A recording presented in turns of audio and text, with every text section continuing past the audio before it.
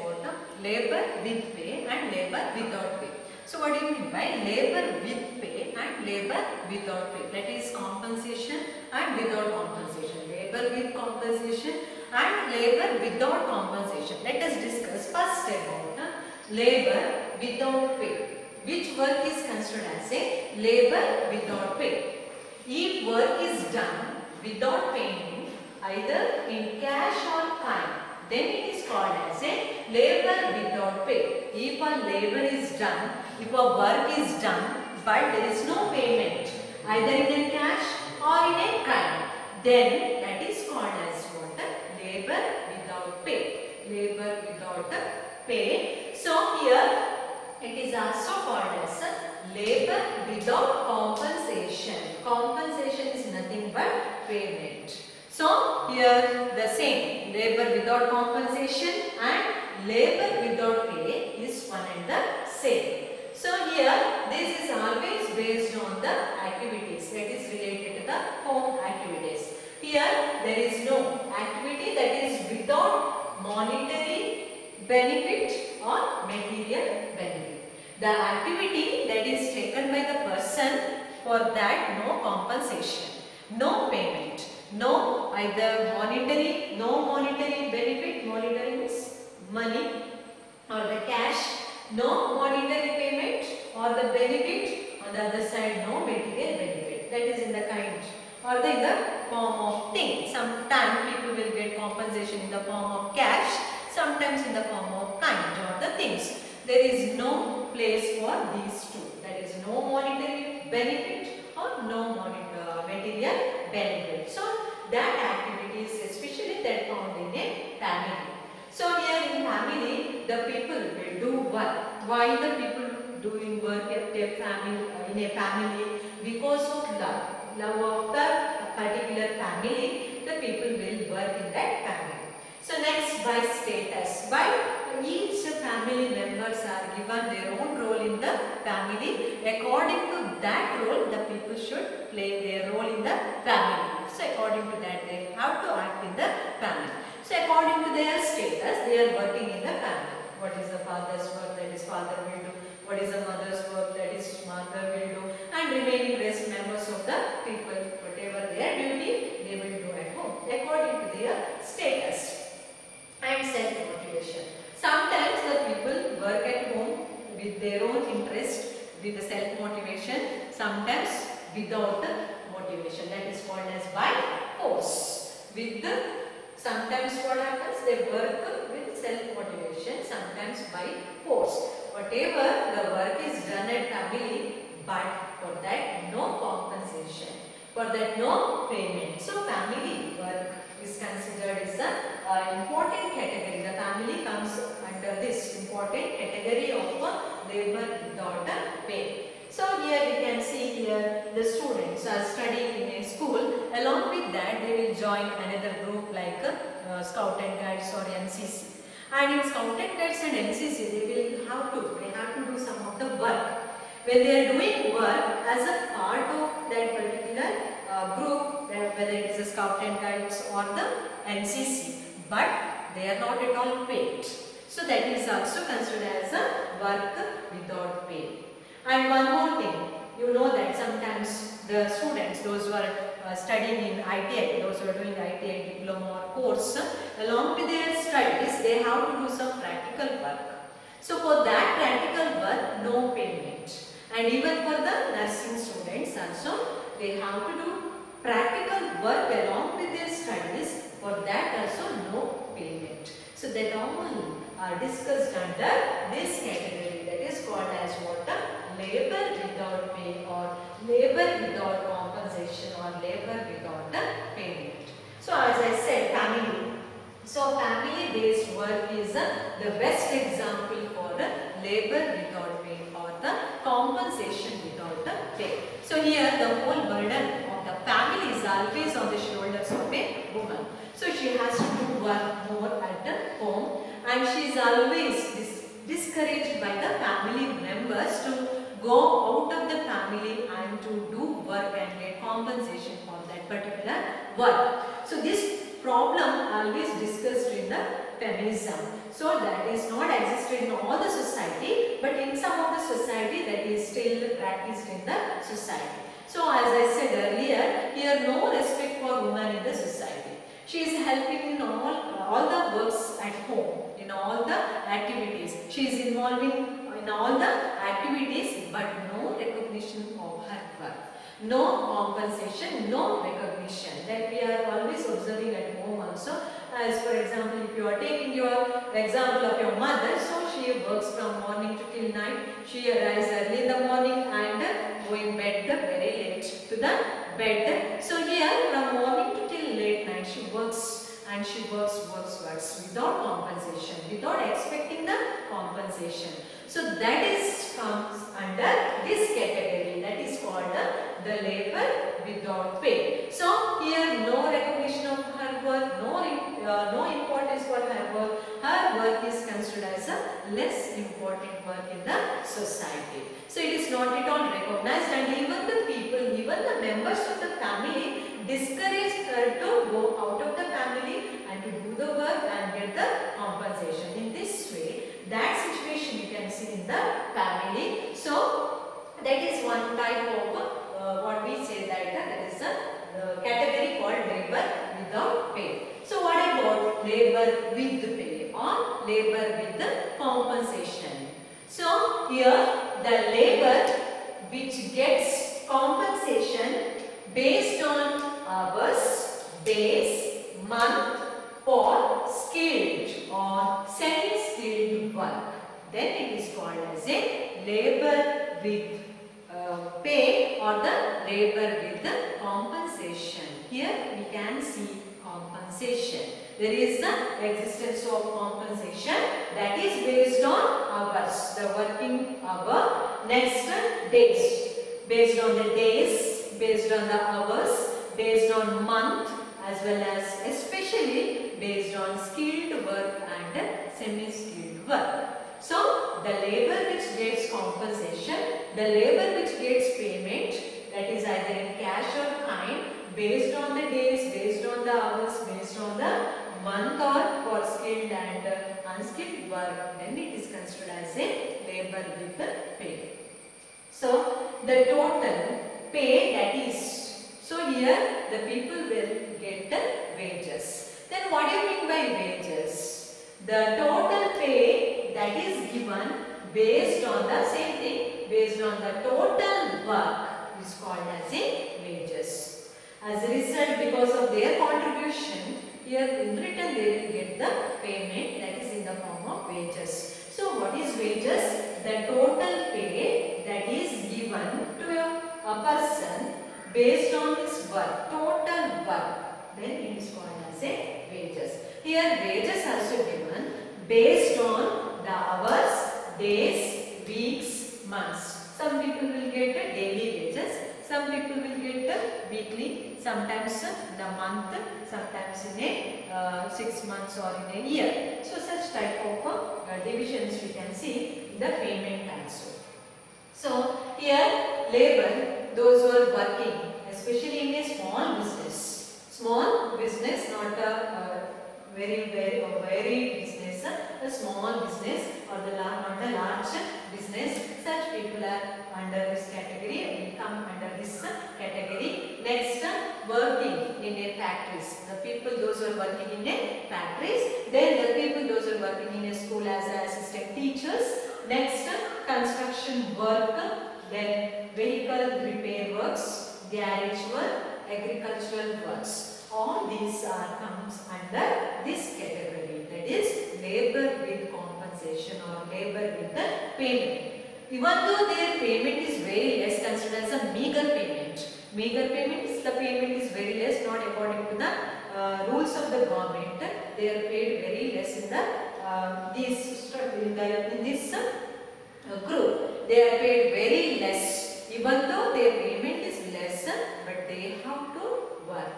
The work is inevitable for them.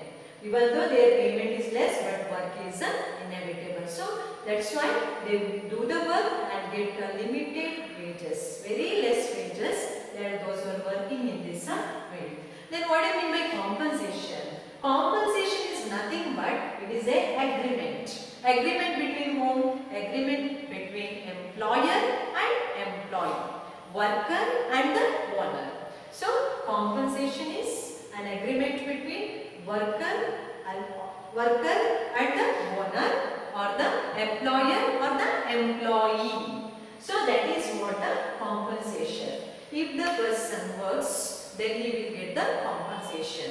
Compensation in the different form was, as I said earlier, whether it is in the cash form or it is in the kind form. But he will get whatever return for his work. So that is called as a compensation. So we will take the example of traditional society. So in traditional society also, the person or the people, those who work, they would get the remuneration or the compensation, especially that is in the form of kinds. See, in ancient society, during this period, most of the people, they involved in their heredity, that is their hereditary work. Whatever the father's work, that is continued by his son. So that is based on what? Their own family work. So in this way, here those who are doing the work related to the pottery making or some other works, the farmers, those who are growing the wheat, always they feel the difficulty to get the rice. So there is a problem because they are always growing wheat, not the rice. There is a need of rice for that person. So there is a mutual agreement between that person. One who was growing the rice was exchanged rice with the wheat in this society. So such type of economic system was existed in a traditional society, in modern society, that is called as a barter system. So barter system of economy was existed in a traditional system. The goods are exchanged for goods, goods for goods. So here there is no role of money or the cash. No importance for cash. So here the utmost importance has given for the goods or the things. So the labor has compensated with the things or the materials during that period. So later the changes have taken place. Later the people came to know about the usage of money. So money that started to circulate in the circulation. So the people started to use money to buy the goods. In this way, not only for the goods but the compensation are given in the form of money or in the form of cash. In this way, the changes have taken place in the society. First, the compensation are given in the form of kind. Later, it was changed into the cash. Cash is nothing but the money. Before that, barter system, kind. Kind means materials. In this way, these two categories are discussed under this division of labor. So, under this, labor without pay and labor with pay. So, this much about labor without pay and labor with the pay. Indian economy is divided into three main sectors. That is, first one is agricultural sector, primary sector.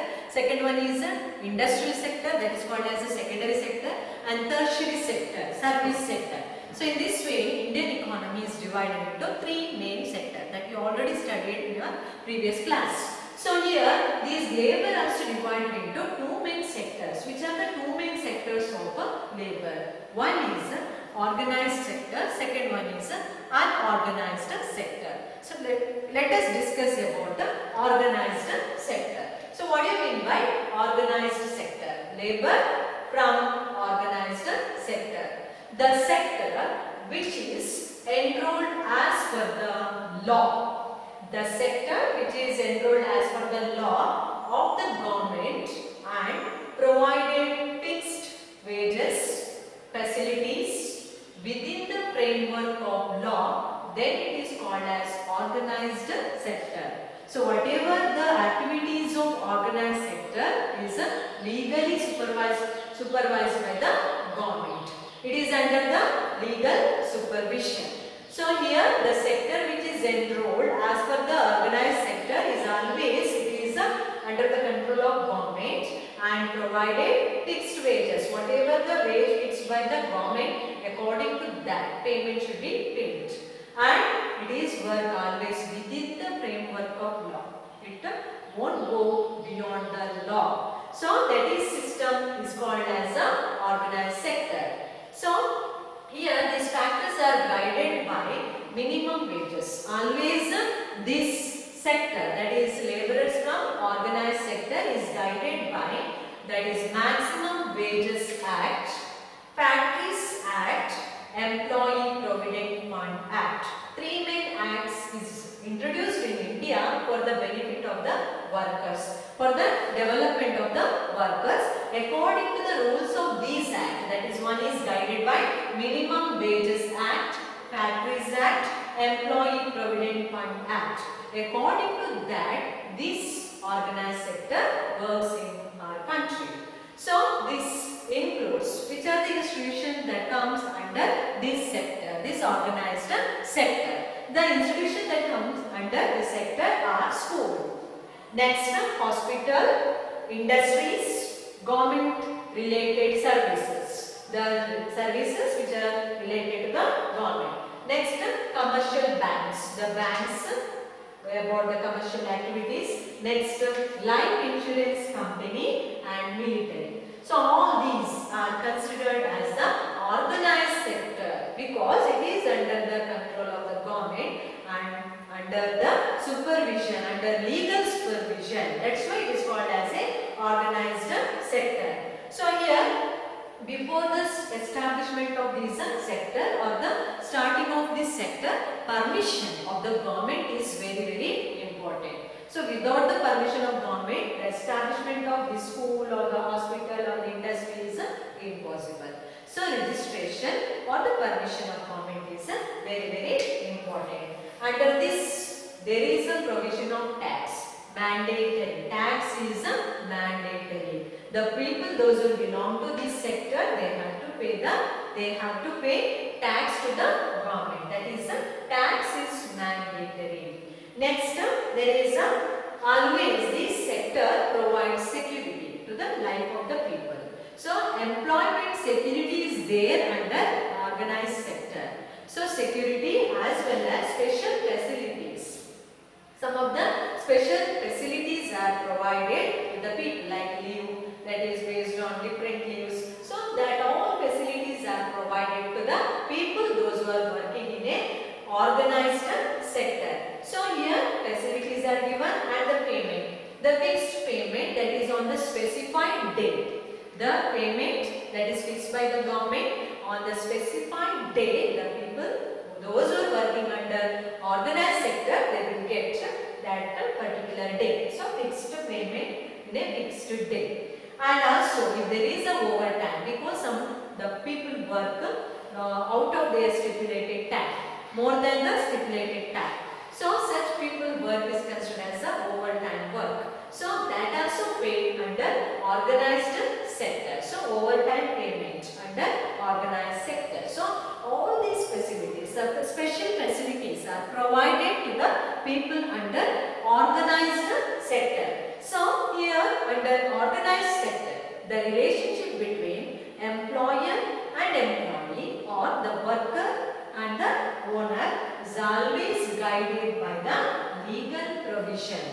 So they have to work according to the law, not to go beyond to the law. So always legal modalities that is controlled by the activities of this organized sector. So even that is under the legal provision, but all types of facilities are provided to the people, those who are working under organized sector. Then what about the unorganized sector? The laborers who are working in a unorganized sector. So this sector work is not under the legal provisions. So it is not under the control of government or the legal provisions. So legal provisions, legal systems are not at all applicable to the unorganized sector of labor. So here the relationship between employer and employee is not at all guided by the law or the legal provision. That is here, that is in organized sector, it is guided by the law or the legal provision. On the other side, in organized sector it's not at all guided by the legal provision or the law. So here there is here this before starting organized sector, government permission is very important, registration is very important, but for this no registration, there is no permission from the government or the no registration. And on the other side, organized sector is always mandatory, tax is mandatory for the organized sector, but tax provision is not at all considered in this sector. Unorganized sector. See the difference between the organized sector and unorganized sector. No registration, no tax payment to the government under unorganized sector. And here no fixed wages. Under organized sector, fixed wages paid to the worker or the laborer. But here no fixed wages and also no fixed duration. These people work whole day, that is morning, afternoon, evening, night, day, full day they will work, but there is no fixed duration or there is no fixed wages for the people those who are working in a unorganized sector. So here you can see the activities of minor transaction, works related to the minor transactions like the vehicle repairing or selling vegetables and fish on hand. So such activities and also the puncture or the repair works. Such works are considered as the unorganized works. So all these whatever we discussed, that is applicable to this. So here so many times I repeated that the wages are very limited. So there is no fixed wage. Wage is very limited, that is very less in the unorganized sector. So limited wages and no facilities. Here in an organized sector, the special facilities are provided to the people those are working in a organized sector. Under unorganized sector, no facilities and there is no provision of leaves. Here special leaves, but here there is no leaves. If they are taking leaves, then no payment. So here no facility of leaves.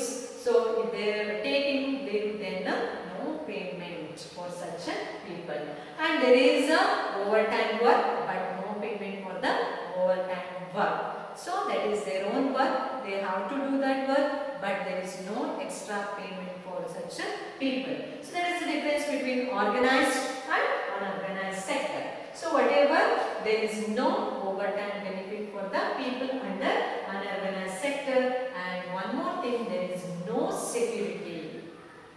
There is no life security for the people those who are working in unorganized sector. But under organized sector, the government itself gave or provides for the life security. So that is the difference. So here the people those who are working under this organized sector and unorganized sector are construction workers. The people those who are working in a construction activity, construction workers, loading and unloading workers, then landless laborers, small and marginal farmers, fishermen, then weedy workers, the persons or the people those who are working in a mines.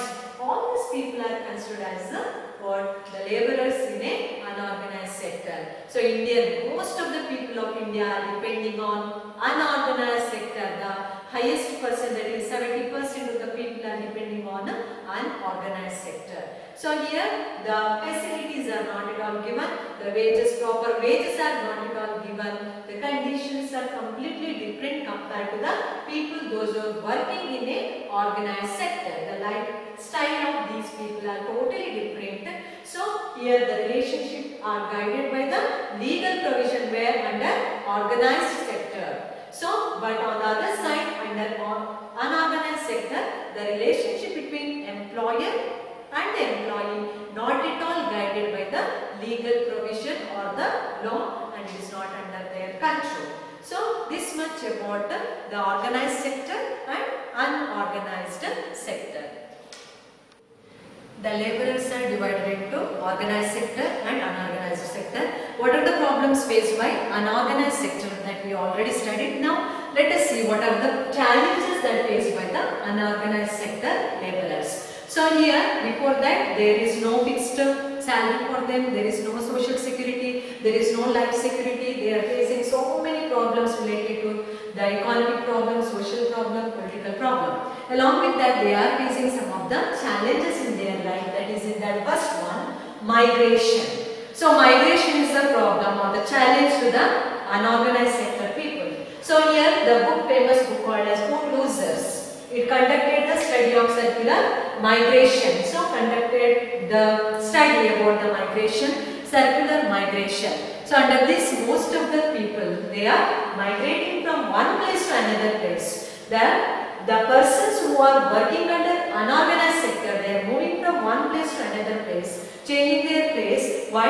In order to get the work. In order to work in a unorganized sector. That's why people are moving from one place to another place. The main feature of unorganized sector is migration. People are leaving their place, basic place, and going to another place in search of job. There is no security for life of their people. So that is the one challenge that is faced by the unorganized sector people. The second one is social security. There is no social security for the people. That is especially the people those who are working under unorganized sector. There is no facility of housing, health, water, that is drinking water facility, no food facility, no equal opportunity. All these are excluded to these people those who are working in a unorganized sector. For example, providing these facilities, what I said now, all these facilities to the people universally and publicly, then it is called as a social security.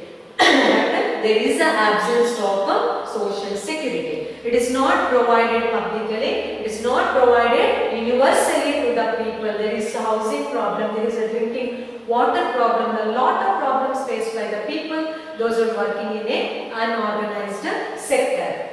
Next, legal framework. The third challenge, legal framework. As already we studied about that, this is not under the control of a government or the legal provision.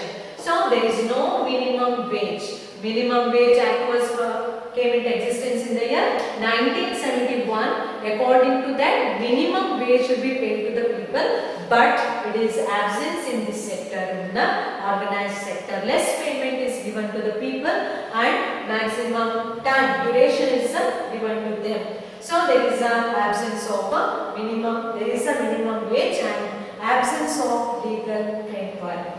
Next, child labor.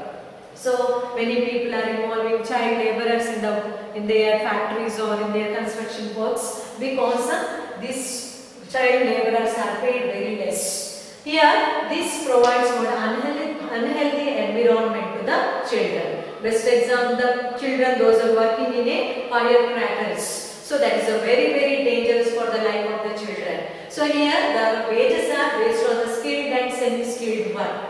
So these children, based on their age, the payment has paid very less. So this is one more challenge. And last one is physical and mental exploitation. That is more in or unorganized sector. That is physical exploitation and mental exploitation is more in the field of unorganized sector. So here the people, those who are working, especially women, she is called as the domestic helpers. So according to the statistics of 2014 and 2015, here 77% of Indian women are working in a unorganized sector and they are the victims of physical harassment as well as mental harassment. So exploitation, that is especially the woman in a unorganized sector. So this much about this lesson, the labor.